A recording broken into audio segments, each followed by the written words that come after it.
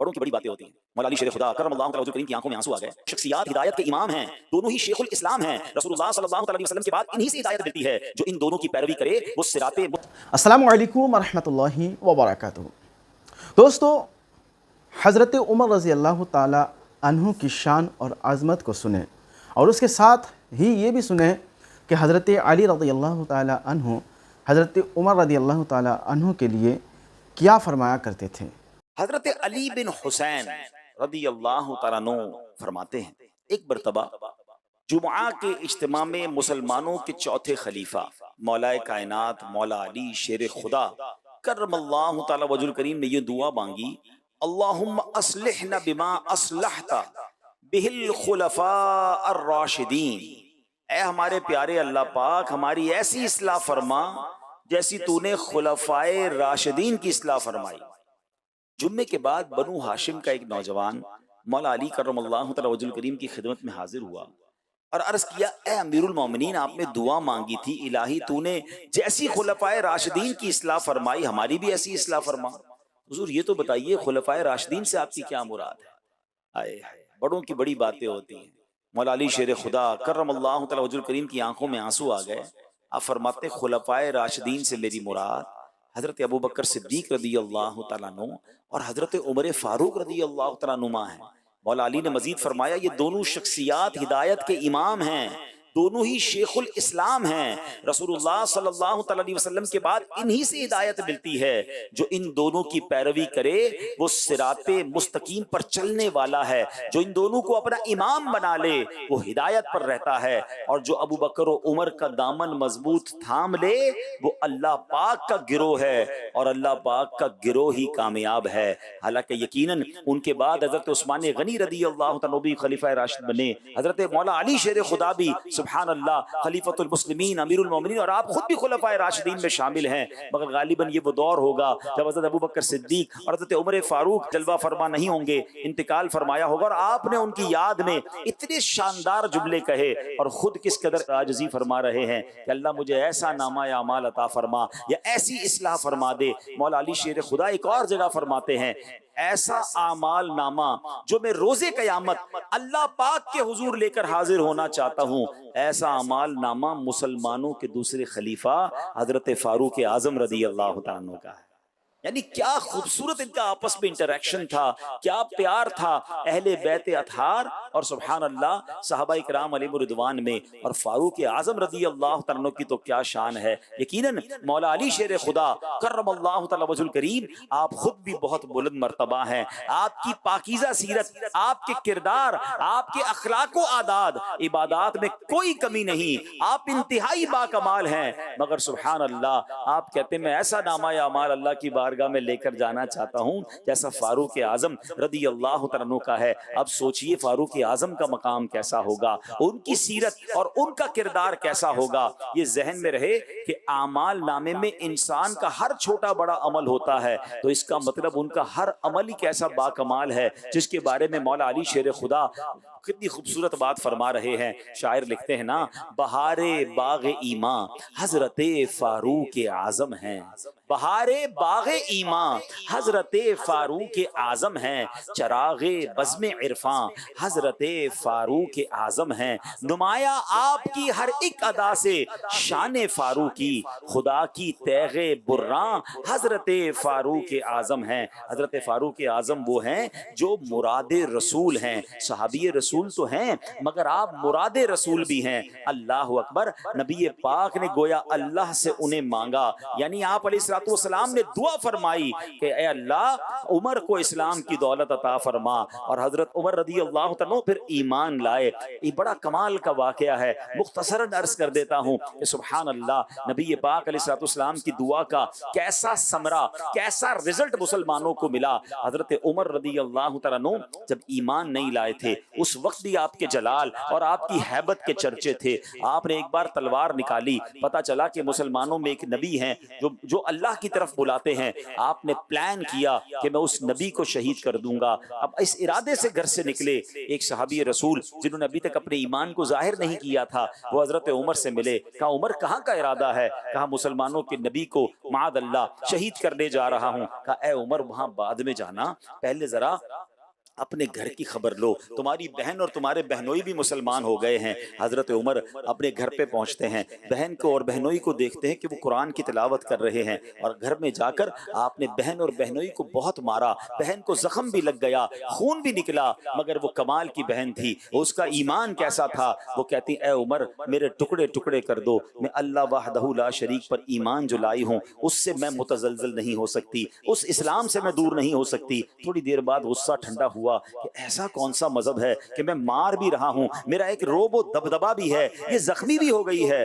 مگر پھر بھی اسلام سے پیچھے ہٹنے کے لیے تیار نہیں. حضرت عمر نے کہا اچھا یہ تو بتاؤ تم جو کتاب پڑھ رہی تھی, میں گھر میں آیا تو کچھ مطالعہ چل رہا تھا, بتاؤ اس کتاب میں کیا ہے؟ سبحان اللہ, بہن بھی کیسی ہے, بھائی حالانکہ بڑے جلال میں ہے, کہتی کتاب کو تم ہاتھ نہیں لگا سکتے, پہلے آپ نے پاک ہونا ہوگا. قرآن کی اپنی ہیبت ہے. حضرت عمر نے جب قرآن پڑھا تو قرآن پاک کی آیت دل میں پیوست ہونے لگی, دل کا رنگ بدلنے لگا, اور اب ارادہ تبدیل ہو گیا. تلوار لے کر, اسی تلوار کو لے کر ایک ایسا مکان تھا جس کو دار ارکم کہا جاتا ہے. مسلمان وہاں چھپ چھپ کر عبادت کرتے تھے, کیونکہ جب بھی اذان دیتے تھے لوگ مارتے تھے, نماز پڑھتے تھے لوگ مارتے تھے, کعبے کے پاس جا کے طواف کرنا چاہتے لوگ لہو لہان کر دیتے. تو ایک مکان تھا جو کعبے کے قریب تھا, اس کو دار ارکم کہا جاتا تھا.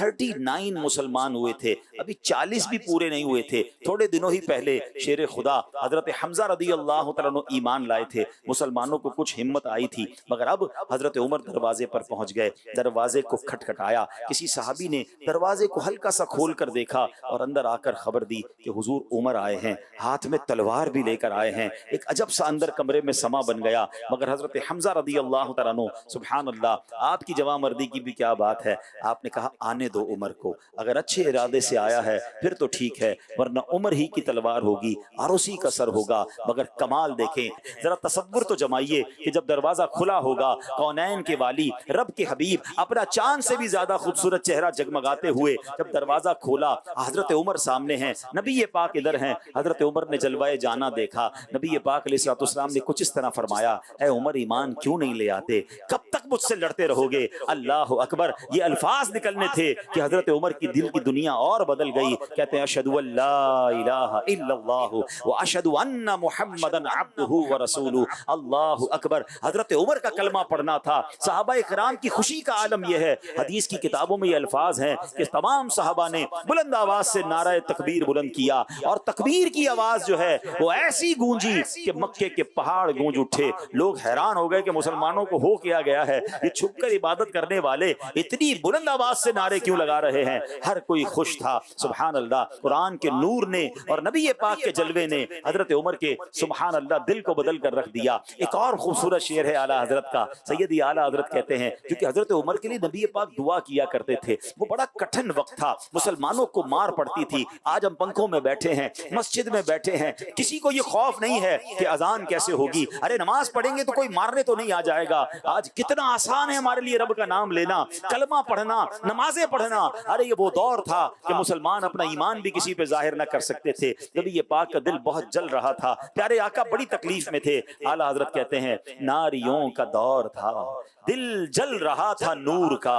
نبی ناری کہتے ہیں جہنمی, جو آگ میں جانے والے غیر مسلم جو تھے, یہ دور ان کا تھا, اور نبی پاک کا جو دل ہے وہ بڑا تکلیف میں تھا. ناریوں کا دور تھا, دل جل رہا تھا نور کا, تم کو دیکھا ہو گیا ٹھنڈا کلیجہ نور کا. جب حضرت عمر ایمان لائے, نبی پاک کو بڑی خوشی نصیب ہوئی. اور حضرت عمر جو تھے نا پیارے اسلامی بھائیوں, آپ کمال تھے, آپ کے آنے سے بازی ہی پلٹ گئی. ایک بڑی خوبصورت بات حضرت عمر کے بارے میں کہا جاتا ہے, دیکھیں میں اور آپ ایمان لائے تو میری اور آپ کی عزت میں اضافہ ہوا نا. ہم مسلمان ہیں تو ہم عزت والے ہیں, ایمان ملا تو عزت ملی ہے.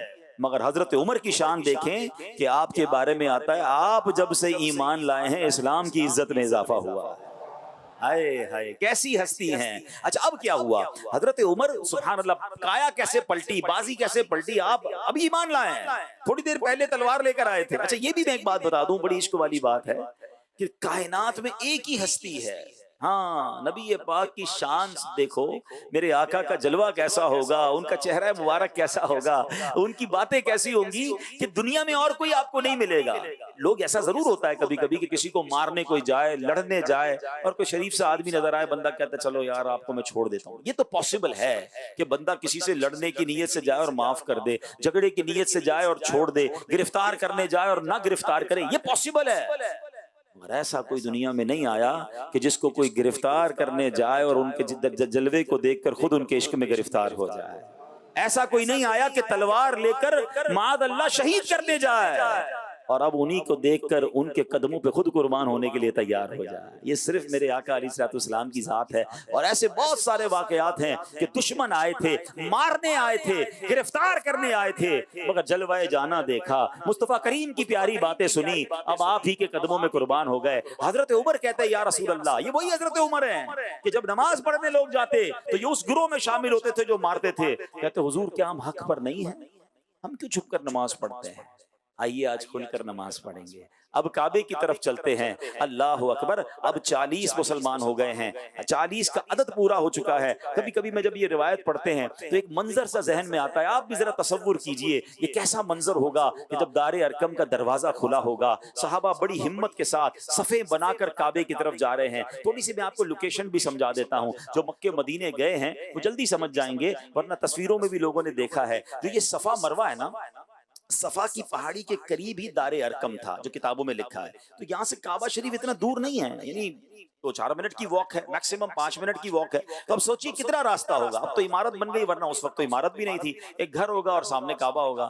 تو مسلمان نکلے اس کمرے سے، اس گھر سے باہر نکلے، 40 مسلمان ہیں، اور سبحان اللہ ایک صف کی قیادت حضرت حمزہ کر رہے ہیں اور ایک صف کی قیادت حضرت عمر کر رہے ہیں۔ اور اللہ اکبر، جب یہ 2 صفیں کعبے کے سامنے گئی نا تو کتابوں میں لکھا ہے وہ جو کفار تھے نا وہ کعبے کی گرد ہی بیٹھے رہتے تھے کہ دیکھیں مسلمان آئیں تو ان پر حملہ کرنا ہے، انہیں مارنا ہے، انہیں نماز نہیں پڑھنے دینی ہے، انہیں طواف نہیں کرنے دینا ہے۔ اللہ اکبر، حضرت عمر کے وہ تاریخی الفاظ فرماتے جس کو اپنی بیوی بیوہ کروانی ہو، اپنے بچے یتیم کروانے ہو، میرے سامنے آ جائے، آج ہم کھل کر نماز پڑھیں گے، کھل کر عبادت کریں گے۔ اللہ اکبر، سبحان اللہ، معاملہ ہی پلٹ گیا اور اس کے بعد مسلمانوں کو عروج ملنا نصیب ہوا۔ یہ شان ہے حضرت فاروق اعظم کی، سبحان اللہ۔ آپ کو یاد رکھیے، آپ کی قبول اسلام کے بعد ہی مسلمانوں نے حرم پاک میں اعلانیہ نماز ادا کی۔ پیارے آقا علیہ الصلوۃ والسلام نے حضرت عمر کو اپنا وزیر فرمایا، آپ اللہ پاک کے پیارے ہیں، آپ کے اسلام قبول کرنے پر صرف مسلمانوں نے نہیں، فرشتوں نے بھی خوشی منائی۔ بارگاہ رسالت سے آپ کو فاروق کا لقب ملا۔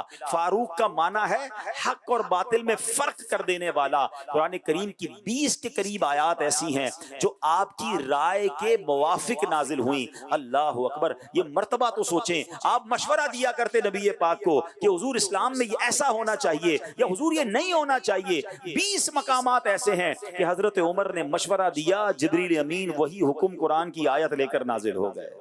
اللہ اکبر، آپ رضی اللہ تعالیٰ عنہ اسلام کی تمام اہم منصوبہ بندیوں میں اللہ پاک کے حبیب لبیب صلی اللہ تعالیٰ علیہ وسلم کی خصوصی مشیر رہے۔ ساری زندگی حضور جان کائنات، فخر موجودات صلی اللہ تعالیٰ علیہ وآلہ وسلم کی خدمت میں گزاری۔ خلیفہ اول حضرت ابوبکر صدیق رضی اللہ تعالیٰ کی وفات کے بعد حضرت عمر مسلمانوں کے خلیفہ اور امیر المومنین رہے۔ سبحان اللہ، کیا شان ہے آپ کی۔ شاعر لکھتے ہیں، پسے صدیق اکبر مصطفیٰ کے سب صحابہ میں، پسے صدیق اکبر مصطفیٰ کے سب صحابہ میں ہے بے شک سب سے اونچا مرتبہ فاروق اعظم کا۔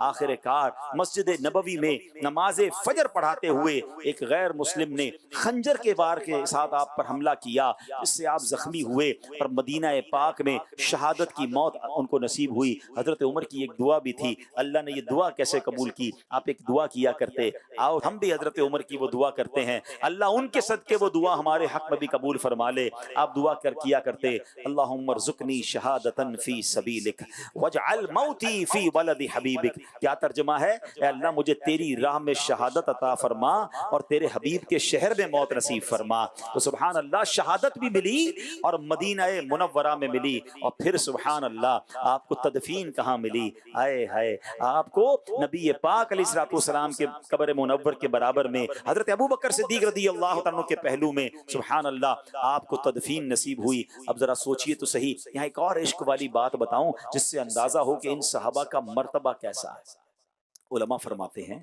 کہ جس بندے کا جہاں وصال ہونا ہوتا ہے نا، جہاں تدفین ہونی ہوتی ہے، وہیں کی مٹی سے اس کی تخلیق ہوتی ہے، یعنی بندے کو اسی مٹی سے بنایا جاتا ہے جہاں اس نے دفن ہونا ہوتا ہے، ٹھیک ہے؟ وہ ایک جملہ سنا ہوگا نا آپ نے، پہنچی وہیں پہ خاک جہاں کا خمیر تھا۔ جدھر سے بنایا جاتا ہے نا، جس مٹی سے بندہ ادھر ہی پہنچتا ہے۔ ابھی کل پرسوں کی بات ہے، مجھے کوئی بتا رہا تھا کہ ایک صاحب اپنے بچوں سے ملنے امریکہ گئے اور وہیں ان کا انتقال ہو گیا، ان کی امریکہ میں تدفین ہوئی۔ میں سوچنے لگا یار ان کی نصیب میں مٹی وہاں کی لکھی تھی، امریکہ پہنچ کر وہاں پتہ نہیں اتنا دور جا کے ان کی قبر بننی تھی، کیونکہ ہمیں نہیں پتا ہوتا کہ ہم نے کہاں دفن ہونا ہے، مگر یہ لکھا ہے کتابوں میں کہ جس مٹی سے بنایا گیا نا بندہ وہاں پر جا کر دفن ہوگا۔ آئے ہائے، اب ذرا سوچو کہ حضرت عمر فاروق، حضرت ابوبکر صدیق رضی اللہ تعالیٰ عنہ کی قسمت پر ہماری جانیں قربان، ان دونوں شخصیات کو اسی مبارک مٹی سے بنایا گیا جس مبارک مٹی سے جناب رسول اللہ صلی اللہ علیہ وسلم کی تخلیق ہوئی ہے۔ جبھی تو نبی پاک کے برابر میں حضرت ابوبکر صدیق ہیں، پھر حضرت عمر فاروق موجود ہیں، تو یہ کیا شان ہے، سبحان اللہ۔ حیاتی میں تو تھے ہی، خدمت محبوب خالق میں، زندگی میں تو سرکار کے ساتھ ہی تھے نا، حیاتی میں تو تھے ہی، خدمت محبوب خالق میں، مزار اب بھی ہے قریب مصطفیٰ فاروق اعظم کا۔ اے میرے پیارے اسلامی بھائیوں، سیدی فاروق اعظم رضی اللہ عنہ وہ عظیم ہستی ہیں جن کی شجاعت پر، جن کی بہادری پر، جن کی عدالت پر، جن کے خوف خدا پر، جن کے عشق رسول پر جتنا چاہیں بیان کرتے چلے جائیں، عقل حیران ہو جاتی ہے کہ اللہ نے ایک پرسنالٹی کو کیسے کیسے کمالات سے نوازا۔ آدھی دنیا پر آلموسٹ آپ کی حکومت تھی اور ایک ایسا عدل کا نظام آپ نے قائم کر کے رکھ دیا کہ آج بھی صرف مسلمان نہیں، غیر مسلموں کی عدالت میں فاروق لا پڑھایا جاتا ہے، بلکہ کئی مورخین لکھتے ہیں کہ اگر مسلمانوں کو ایک اور عمر مل جاتا تو پوری دنیا میں اسلام پھیل جاتا اور مسلمان ہی مسلمان ہوتے۔ اللہ اکبر، حضرت عمر فاروق کی شان وہ ہے۔ دوستو، آپ نے حضرت عمر رضی اللہ تعالیٰ عنہ کی شان کو سماعت کیے۔ دوستو، وہی عمر جن کے بارے میں نبی پاک صلی اللہ علیہ وآلہ وسلم فرمایا کرتے کہ میرے بعد اگر کوئی نبی ہوتا تو وہ عمر ہوتے، وہی عمر جن کو دیکھ کر شیطان اپنا راستہ بدل لیا کرتے، وہی عمر جن کے نام سے آج بھی کچھ شیطان کے چیلے، شیطان کے پیروکار، شیطان کے ماننے والے چڑھتے ہیں، ان کی شان میں بکواس کرتے ہیں۔ دوستو، یہ بیان، یہ ویڈیو کیسا لگا کمنٹ کر کے ضرور بتائیے گا اور اسے دوسرے مسلمانوں تک ضرور پہنچائیے گا۔ دوستو، پسند آئی ہے تو لائک کیجیے گا، ٹھیک ہے نا؟ اور مزید اس طرح کے خوبصورت بیانات سننے اور پانے کے لیے چینل کو سبسکرائب کر کے ہمارے ساتھ جڑے رہیے۔ ملتے ہیں کسی اور ویڈیو میں، تب تک اپنا خیال رکھیں۔ خدا حافظ، السلام علیکم ورحمۃ اللہ۔